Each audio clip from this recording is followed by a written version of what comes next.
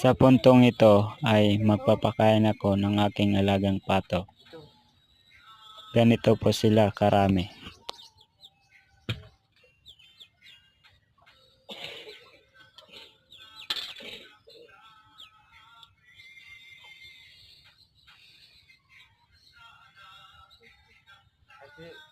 Kunin ko ito no?